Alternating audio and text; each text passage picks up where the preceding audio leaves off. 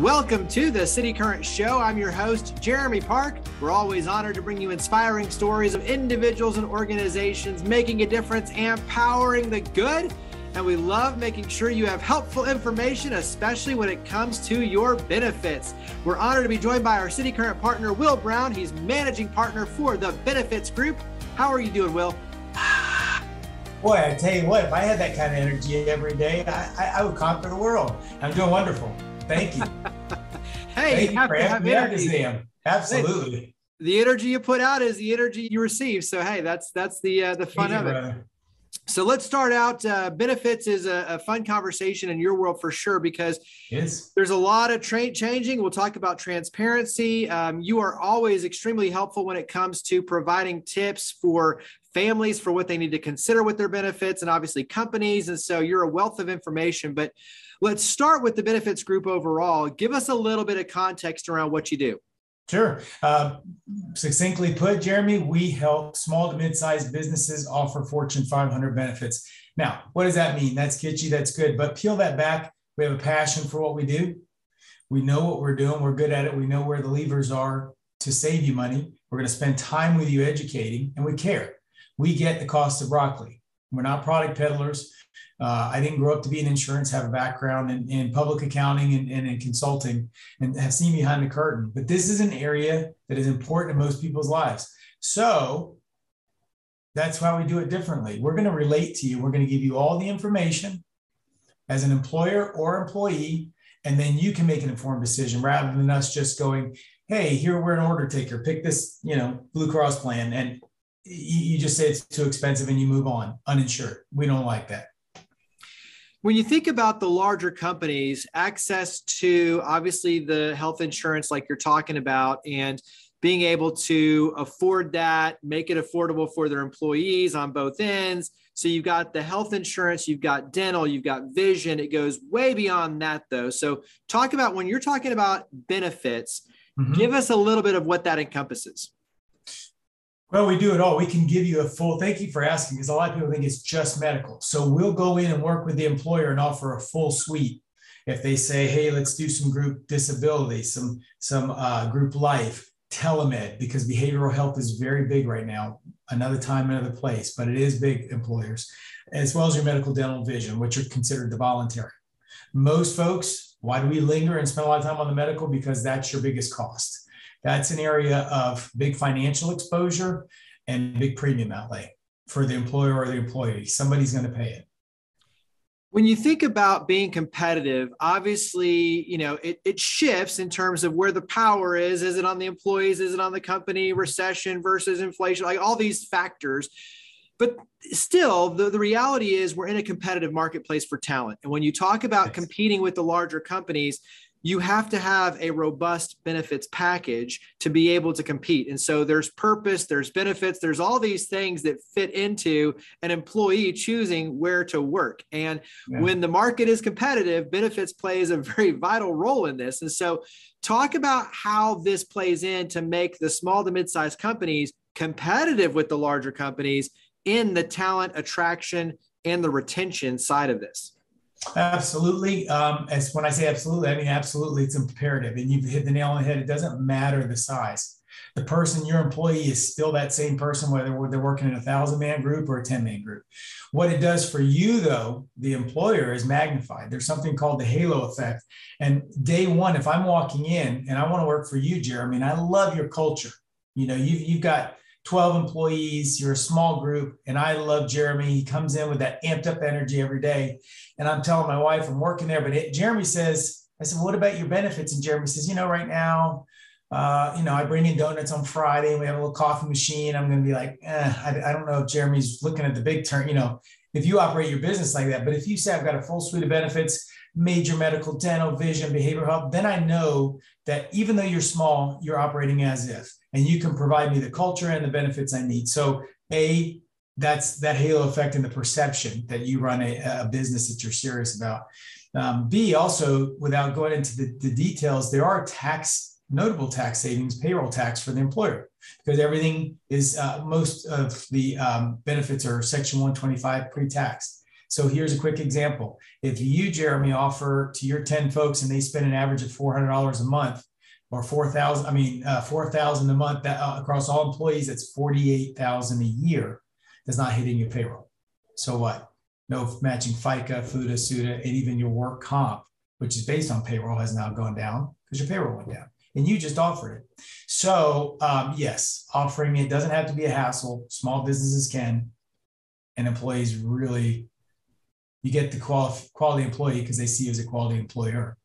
Absolutely. Yeah. I like that halo effect, like you're talking about, for sure. It carries over. Share a little bit about the marketplace. Obviously, we hear so much about inflation overall. How does any of that play into pricing right now that you're seeing upon renewals? What are you seeing right now in the marketplace? It's higher than it's been in years. Okay. Now more than ever, a broker needs to be about their business, meaning they need to work for you. And the unfortunate part, like I said, I never grew up to be in insurance, but what I've seen is a lot of folks don't spend the time, energy, and effort to navigate their employer groups through this stuff. So here's why. The renewals are coming every year, and you have to shop it every year as if it's new, right? You have to put in the same energy you did last year. And this year are higher because of inflationary pressure. So whenever an underwriter prices out, they have to look at what future costs are going to be. They can't price for today, because then they'll be behind the 8 ball 6 months from now when the cost of the Band-Aid goes up 10%, right?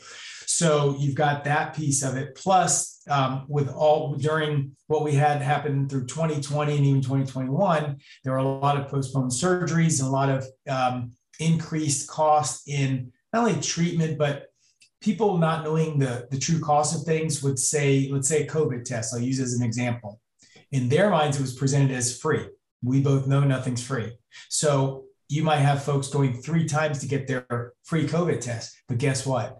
That $650 in lab fees is hitting the plan every time. And it's not stopping with the carrier. What do? They're going to pass along to you. So what you thought was free is coming back to you, and it's coming back to you triple fold. So what do we do to mitigate that? Is you have to know what plans are out there, what people don't need to pay for, what the levers are that drive the premium. You know, is it a certain network access fee or copays? So being aware of that, and even different platforms like a level funded or a fully insured plan can help mitigate those costs. And we have been able to, in 95% of cases, we've taken very large renewals or the current and reduced them down to a very manageable piece. But it takes a lot of work every time. 3-man group, 30-man group, 300-man group. Same work. Yeah. And you threw out some, I think, not just trends, but really important when you talk about understanding how you can shift in different options. So carry that forward, like, give a little bit of a teaser, in other words, when you talk about fully funded and some of those other options. Okay. So just basically with small group, we don't have the self-insured option. We don't have enough employees. But fully insured, let's just say that's the prepackaged item. If I'm going to sell you something, then I cannot break out the individual pieces. You pay the price for it. And a lot of times, if you were to buy these pieces individually, right, just think of something in your own life. If I prepackage a meal versus you buying the ingredients. So with a level funded, we have the ability to kind of shop our stop loss carrier, or TPA, which is basically the third party administrators that handles claims. They're the service piece. So by being able to shop these pieces and customize them, we can save, right? Because now we have an open marketplace rather than buying this prepackaged. Also with a level funded, we're trading some information. So if I'll use another example you may be used to with car insurance. If you, Jeremy, are a good driver, why would you want to pay what's called SR22 rates, right? That they can't get insured for. I'm a good driver, pull my driving record. So by giving a little information to the carriers, just like you would for life insurance, maybe not as detailed, they can say, oh, I see you're a good risk, and we get the benefit of that. So there's a lot of things that you can do, and I'll go on in a moment. I'll let you ask another question, but I would like to address the transparency and pricing and how the employee can affect their own premium increases in the future. So we'll get to that in a moment, but that's how we help out. Well, ironically, that's where I was going to lead you next anyway, is transparency. So you go ahead and talk about transparency. Well, and you know what? I have to pause here and tell you, I get excited about this stuff. When I talk to people and I tell them to do group benefits, I mean, they're like, like who gets excited? But I really do, because here, I mean, and honestly, when I tell my kids to go, I'm talking about benefits, I just see their eyes glaze over. But it's a challenge, because I look at it, I'm a deal finder, right? My dad was a deal finder. And so I like to beat the system. So that's where what drives me, as well as there's a heart for people. But here's my point. Here's why I get excited and passionate. There is no transparency typically. Now, there's new legislation coming out that was introduced back in late 2020 that's taken effect. It has to do with surprise billing. Think about if you go in to have a baby and maybe you're in network in the hospital, but the pediatrician making the rounds isn't in network. So you're paying this much higher out of pocket. That's being regulated. You can talk to me if you have questions about that. There's also hospitals and are now having to provide over the next 2 years, I think through 2023, a transparent pricing list, much like we're used to. So that's good if you use it. And here's what I mean. There's so many saving tips. Even when you go to the doctor, they don't have to sell you anything, right? Jeremy, here's an example I want to give you. If you go and they say, hey, everything's good, take some Motrin, come back.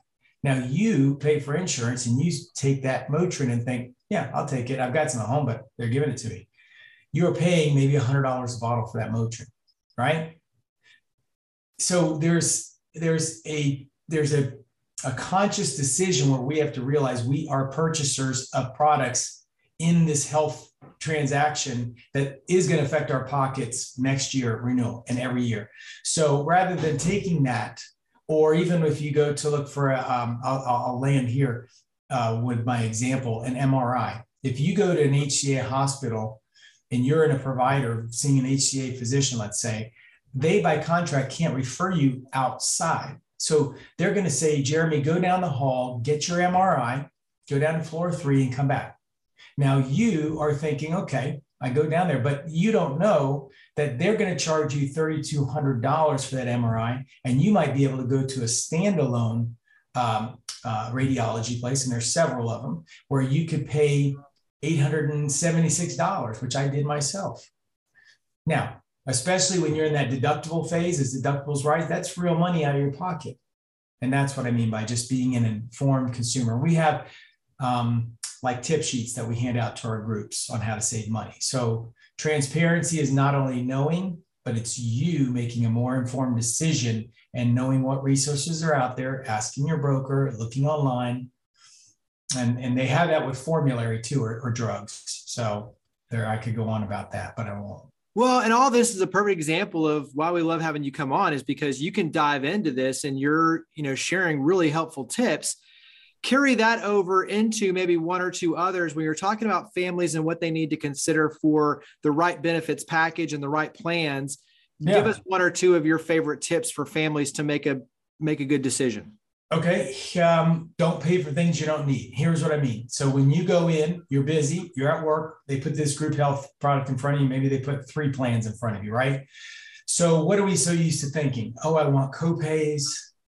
You look for the out-of-network thing and you look at the drug the drug list, copays, and you think, oh, I got good coverage. Well, number one, copays. I'm not a big fan of copays because they drive the premium up usually about 15%. Now, because of utilization, meaning if you put $15 between me and the doctor or $30, whatever, well, I'm more apt to go. Well, guess what? If I walk in and you have a United Healthcare card and I have a United Healthcare card, but your plan has a defined copay of $30. When I go in, I still get the contracted rate with the provider. I'm not paying a cash price. So I might pay $65. You're going to pay $30. I paid $35 more. If we go twice a year, if that, you've saved $70, but you're paying $50 more per month. That's number one. Number two, out of network. There are plans out there, if you'll see, and maybe you could talk to your broker or provider, called EPO. There's a PPO, which means you go wherever you want, and there's out of network. EPO means exclusive provider organization. So there are no out of network benefits. If you go out, not covered. Everybody's like, oh, but how many times, I would ask people listening, have you used out of network? If you're on a United Healthcare or a Blue Cross plan, you're an in-network provider. So you're paying for this benefit you never use. And oh, by the way, all emergency related services are considered in-network anyway. So if you travel to Florida, Jeremy, to Disney World, and you need stitches, it's going to be considered in network. You're not traveling down to Florida to schedule your regular scheduled, visit or wellness visit. You see, so that you don't necessarily have to have, but we're so used to seeing it. And then the third thing is the drugs.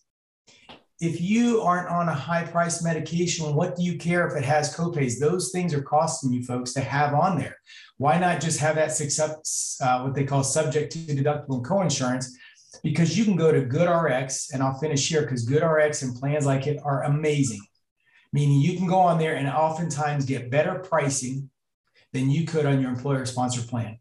You'll see all the drugs that are near you within a radius you set, 10 miles. You'll see which one the cheaper, and you might see a bigger disparity as $22 a pill versus $2 a pill right next to you. And so, and when you print off that coupon, it has an RX BIN number, just like on your health card. So my point is, don't pay for things you don't need. Don't just look at it and say, oh, it's got copays. How often do I go? Now, if you have a lot of kids and you're always going to repeat appointments, you might do a cost benefit. And may I make one other suggestion if we have time? Sure. I want people to leave with real stuff. So the other thing is look at a point. There's a point in the margin, Jeremy, where your lower deductible, you're basically buying down. If you're in finance and you've ever heard the word buy down the rate, you're basically prepaying. Here's what I mean. You may see a $1,500 deductible plan and think, oh, that sounds really rich. Okay, I'm doing that. And then there might be a $2,500 deductible plan. We have a $1,000 one-time deductible exposure, right? Because the deductible is annual. But if you do the math, most times there's a point in the margin. Just do simple calculation. If there's a $125 price disparity between the two premiums monthly, then you're paying $12,500, $250, you're paying $1,500 a year more to save $1,000 financial exposure. It doesn't make sense. You're buying down the rate, so to speak, or buying down the deductible. So do those simple calculations. Look at your out-of-pocket deductible and what you're paying to have that. And that's all I would say. Yeah, that's extremely helpful. This is why we love having you come on. So yeah, I got you excited about benefits too. Yeah, now. I was about to say, yeah. Hey, good job. We'll wrap up with where we can carry this conversation forward. So where can people reach out to you with these questions? And obviously for business owners and HR directors to say, hey, I want to have this conversation. Where do we go? Absolutely. You can call 615-250-3334. 615-250-3334. If you're an emailer, no problem. You can go to will@benefits, benefits.place, benefits.place. There is no .com. .place is the extension. Or go to our website, thebenefits with an S, .group. GROUP, thebenefits.group, and there's a chat function on there. So either of those three, we discontinued smoke signals last year. We were using them, but I got tired of walking outside looking. What I got to do. Well, you do make it easy, Will. Thank you for being a City Current partner. Thank you for all you and your amazing team do. Thank you for coming on the show. Thank you, buddy.